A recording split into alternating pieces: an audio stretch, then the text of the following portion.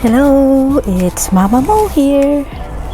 Here in my Grow Your Food series, you will see what I planted, how they grew. I'll also show you ideas on how you eat what you plant. Look how tiny the seeds of the lettuce are. I excitedly just threw all the seeds into my planter.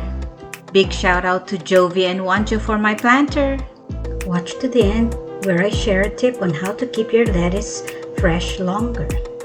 In less than 2 months, this grew to about 3 inches long already. You notice I have this screen to prevent the squirrels from digging them out.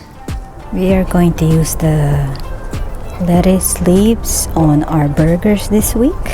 I know they're not that big yet, but I think it's just the right size to put inside the bun. Then I don't have to cut it up. I think I planted too many seeds that they got overcrowded. My plants didn't really grow that big, but at least I can put them in my burgers, in salads. My salad was always fresh because I just picked what I needed. Watch this video on how to make a strawberry and green salad. And of course, I use it to garnish the many charcuterie boards that I make for my family. You can also use lettuce to make your veggie rolls.